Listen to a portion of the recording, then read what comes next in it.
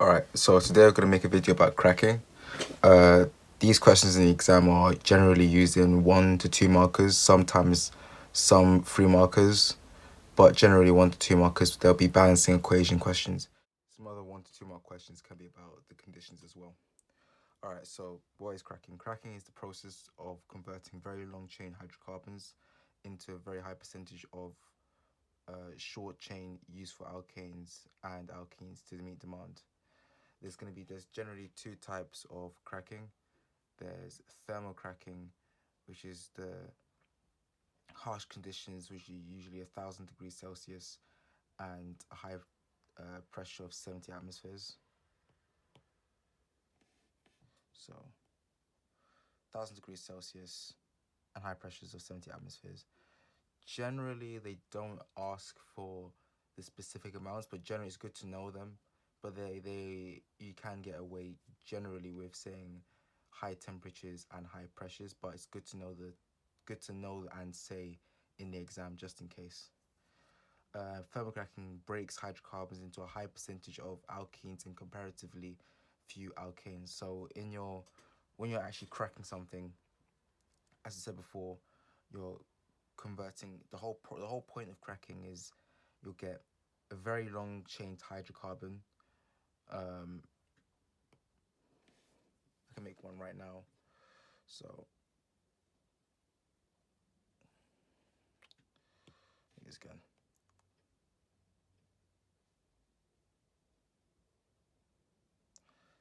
Bit scribbly, I know, but you get what I'm trying to do. There's some very long chain hydrocarbon that doesn't have. The whole point is that in generally in society, that hydrocarbon hasn't got many uses, and we want to make. We can break down what we can do. We can break down this hydrocarbon into an alkane and an alkene, which is a shorter chain alkane and alkene, which is more useful in society. So as a fuel, because this is too big of a compound, a lot of energy would be needed to break down a compound like this to be used as fuel, which wouldn't be efficient if you're putting in nearly as much energy as the energy releasing out. If you want as a petrol or an octane, you're gonna be releasing more energy than the energy used to put in to break the compound, or and to release energy. So what we're trying to do here is with cracking is to break this compound into you get an alkane and an alkene usually in cracking. So with thermal cracking, we'll use high temperature and high pressure to break this into a high percentage of alkenes, generally comparatively with few alkanes. So I say comparatively here because different compounds will have a different percentage of alkenes to alkanes. But the most important thing to know is that you'll get alkenes and alkanes as as a product. When it comes, the other method of cracking is catalytic cracking. Now, catalytic cracking, as you can tell in the title, is cracking, but with the use of a catalyst. So it uses a catalyst to lower the temperature and pressure needed for the reaction. Uh, this generally uses less energy. So less energy is used, reducing the costs and makes the reaction occur faster. The conditions are generally much lower temperature. That's usually one of the things they ask you. Why is catalytic cracking better than thermal cracking? Is because lower temperature, uh, less pressure, only just above atmospheric pressure of 1 bar pressure compared to 70 atmosphere. And generally, when we're talking about cracking and catalytic cracking, the catalysts are called. So the catalysts in catalytic cracking are called zeolites. That's a key word. So we call them zeolites. And this is an ionic compound containing usually aluminium, silicon, and oxygen. That's just not really, you don't need to really know about that, but just call them zeolites. It's quite important. Uh, so, as I said, benefits, reduce costs, but you have to also think as well, the catalyst itself is probably costing quite a lot of money.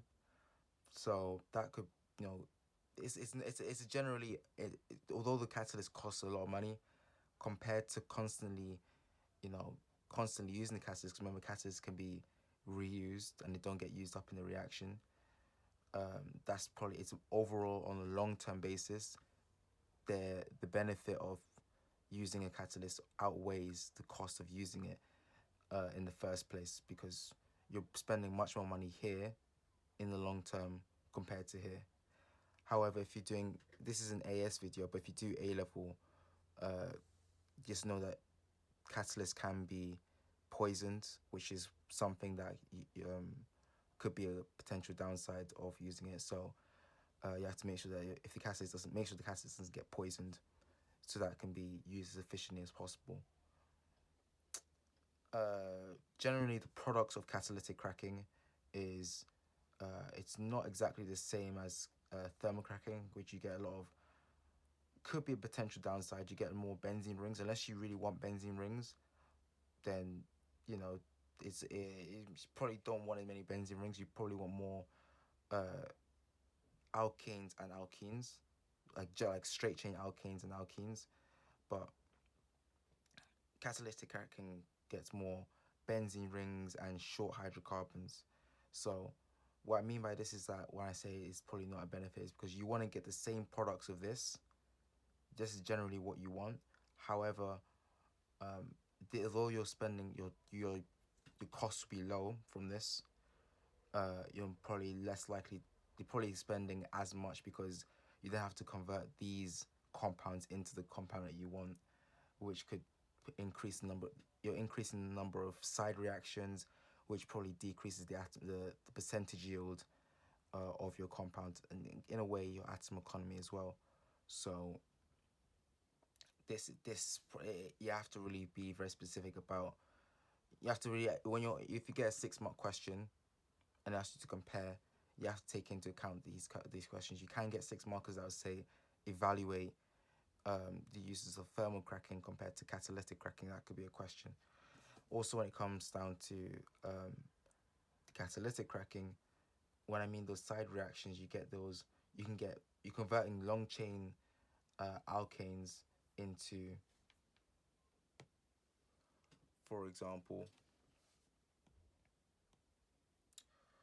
smaller alkanes and cycloalkanes. So you can get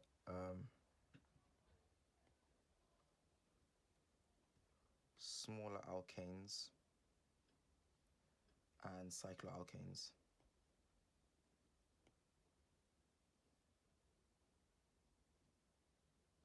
So generally that, and then you get a load of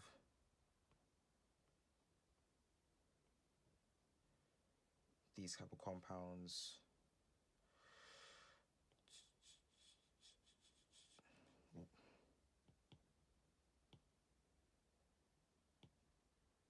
There you go. You get the idea there. But then one other things that you probably don't want, you get like these kind of branched alkanes and alkanes. So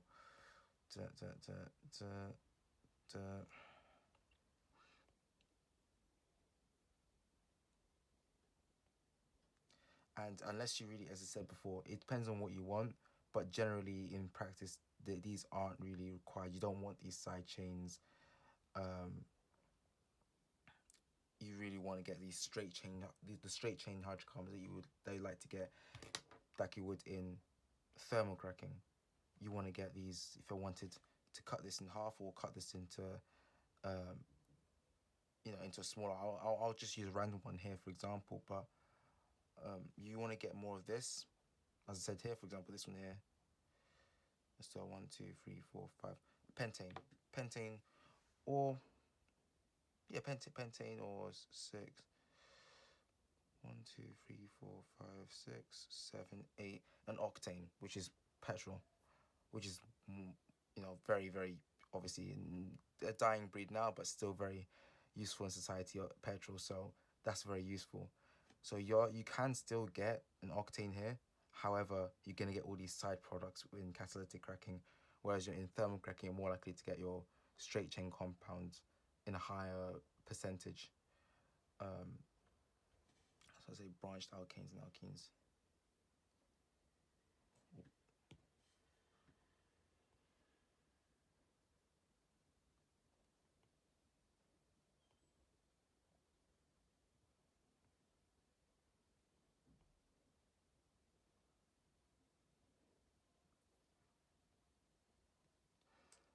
mind the handwriting, a bit poor, but I'm gonna keep going. From here, I mean, even in this case, even in catalytic cracking here, you can still get these smaller branched chain alkenes. You can get small branched chain alkenes. These are generally longer chain branched alkenes, but for the sake of just doing it here, you can still get that or that. I think the point is pretty much clear here. Catalytic cracking, less energy is used, but more likely to get these side chains. All right, to show your understanding, I want you guys to do some questions on here. These questions are, I'll get you to pause the video. So I want you to do all of question 1, which is 10 marks. I'll give you a bit of time to see these questions. Just see the questions first before you actually go and attempt to do these. I got this from physics and maths tutor, so make that clear. That's 10 marks. So don't do question 2, just question 1. Apart from question C. So don't, yeah, apart from question C. So that's 8 marks in total. This one I'll get into the next video. I'll explain this one on the next video. So 8 marks. Try and do a mark per minute in chemistry. I know you get more time, but try and aim for a mark per minute in chemistry. In biology, it's a bit different. You know, you need a bit that reading time, extensive reading. But generally in chemistry, you can do a mark per minute for some of these questions. That time extra is in case you find a question that's kind of difficult and you need to go back over it. But generally in chemistry, you can do. In most of the time for these questions, you can do these in less than a mark per minute. I meant to say less than a minute per mark, not less than a mark per minute. Less than a minute per mark is what I meant to say. And I end up always having much more time left after doing these. So that's what you need to go and do. But I'll give you a bit of time. You've seen the questions now. Go over them. I'll give you a bit of time. Alright, I assume that you paused the video and you've looked over it now, so I'm going to go over the question and actually how to do it. So the first question is, I'll actually show you. I'll actually put a timer on for 8 minutes to show you that you can do it in 8 minutes, to be honest.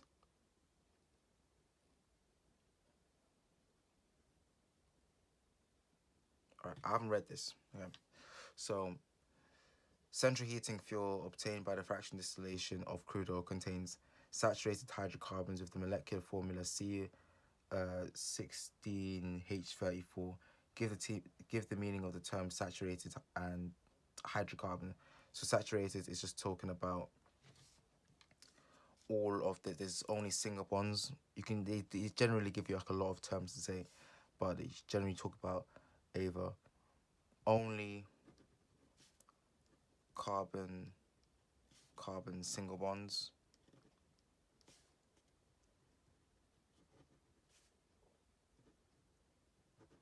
or you could say the hydrocarbon is the hydrocarbon has the maximum number of carbon-hydrogen bonds.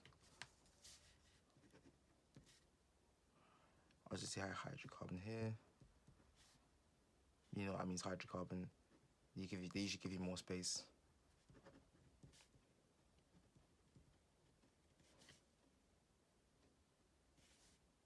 Maximum number of hydrogen bonds, hydrogen atoms bonded to hydrocarbon. I'm just using words like HC and H to show, but they usually give you more space in the actual exam. Hydrocarbon, a compound with only hydrogen and carbon in its structure.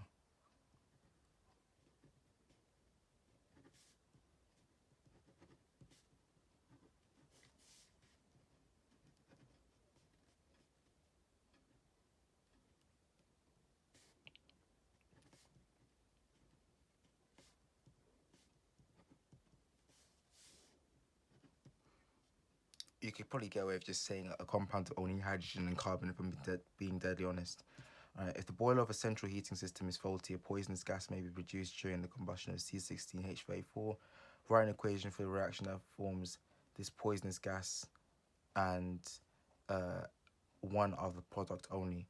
So if I'm talking about this, then we already know that this must be incomplete combustion, because the poisonous gas they're talking about must be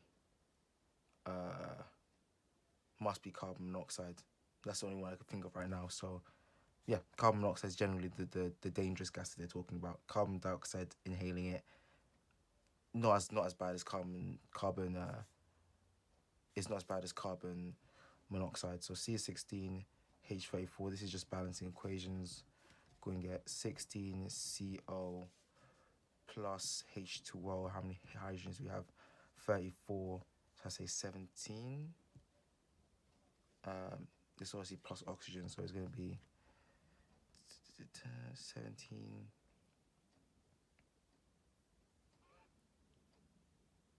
Sorry, I think my calculator.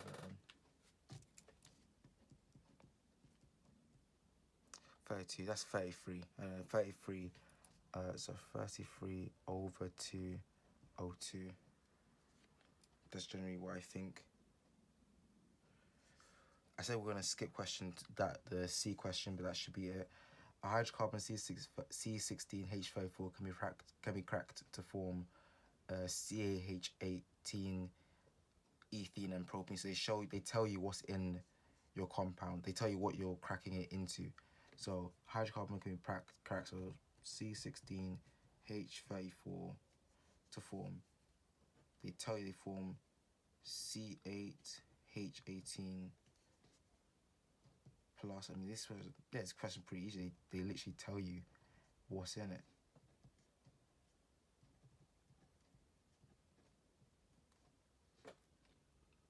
How I have to be careful though. It says C60, so that's 9, 10, 11, 12, 13. There's two. I say two of these. You have to make sure that it's balanced. So 2.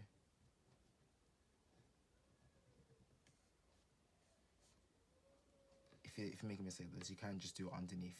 But keep going. It's just one important substance manufactured on a large scale from propene. Anything made from propene. Polypropene. It's one thing that I could just make. Yeah, polypropene is pretty easy to make. I could make propanol. Hydration of propia. I could make propanol. That works as well. But I'm just going to go to some still doing on the time conditions. Got 3 minutes left. Draw the display formula functional group isomer of propene. Should probably use pen for this, but functional group isomer of propene. Oh, displayed formula.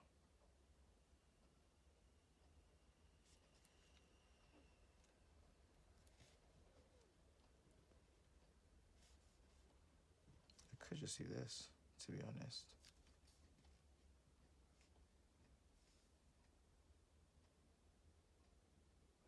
Does it work? 2, 4, 6. That works, to be honest.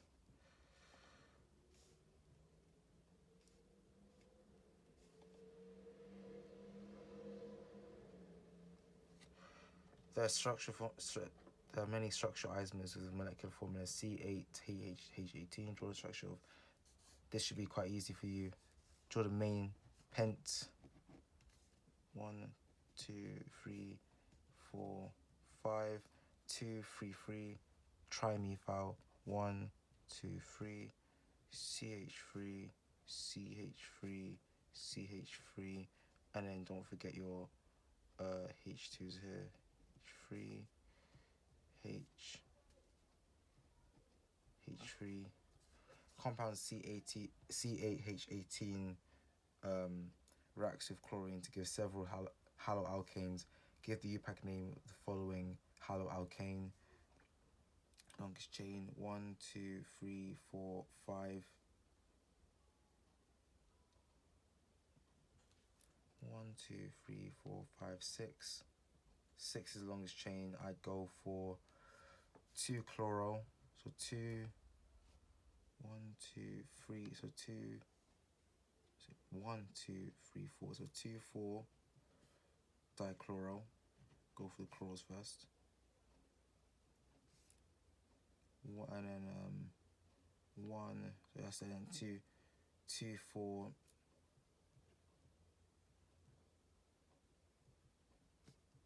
Dimethyl. 1, 2, 3, 4, 5, 5. 1, 2, 3, 4, 5, 6. Hexane. And that should be it, I think. 29 seconds spare. To be honest, that should be it, to be honest. Yeah.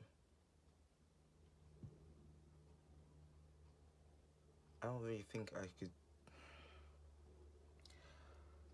I mean, 29 seconds left, but obviously you can spend the last 20. I shouldn't have paused it there, but to show you, I was just showing you I've got 29 seconds left, but the last couple of seconds I let it run down, but you can just keep going over this. Obviously, you can do question 2, you go on to your next question, but for the sake of the fact that I'm just trying to show you question 1, you can go over it.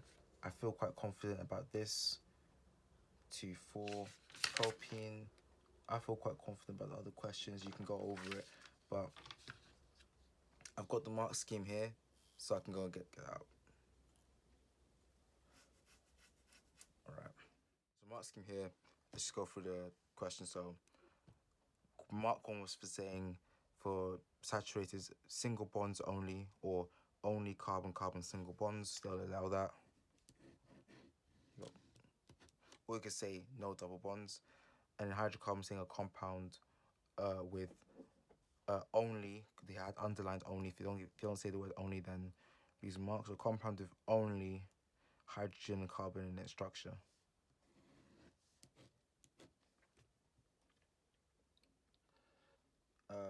The next one was the boiler is a central heating system. We already got that.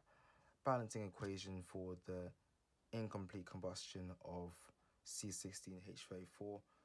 They allow, you can write it as a fraction or you can write it as a decimal. I've seen it given as a fraction in the when you're doing actual exams, but maybe that's me. I prefer writing 33 over 10, sorry, 33 over 2 as opposed to 16.5, but they'll allow both, and they'll also allow multiples, but that's pretty much 16.5 O2 plus C16H34, 16CO plus 17H2O. That's mark there, to mark there. I said we'll skip question C, because I'll make a video where this is relevant because I'm giving you the information to do that question yet. The next one is, again, a lot of these cracking questions are 1 mark questions. They ask you just to do straight. These questions should be quite easy. They're giving you all the information here. So C16H34, C8H18 plus C2H4 plus 2 C3H6.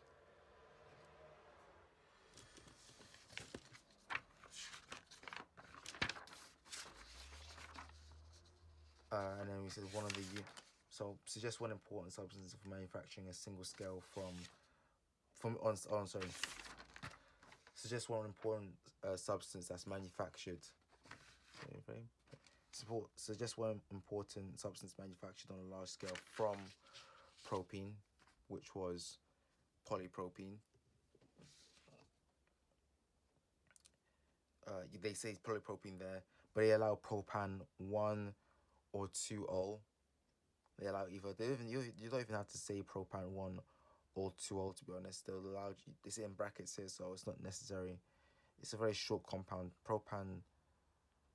They'll allow ether, to be honest. But polypropene is allowed. They'll allow that. This question here, not many people will know this compound, so I'm not expecting. Luckily, I got it right, but that's only because I happened to stumble upon a question. I happen to just know this compound from just going through Google Images. Not many people know about a compound like this existing, to be honest. So don't stress about it. But in the exam, they're always going to give you one randomly hard question. So be aware of that. But it's usually called an epoxy. I don't remember the entire name of it, but compounds like this can exist, and it's the only one that can actually form this structure here. I forgot the name of what this is called, but just try and think about which one is this. It's a functional group isomer, so it's not going to be an alkene, so you have to think something cyclic. And this is an epoxy is when you have an oxygen in it. Yeah, this is just the cyclopropene, cyclopropene. There we go. Cyclopropene. This is a cyclopropane. Yeah, this is just a cyclopropane. That's the only one that could work. But yeah, when you look at cyclic compounds, you're generally thinking of your hexanes and your pentanes, but you can just get 3. That's possible. That's the most simple one you can get. It's just not talked about a lot. This compound here, you should CH3, CH, CH3, CH3, CH3C, CH2, CH2. CH2.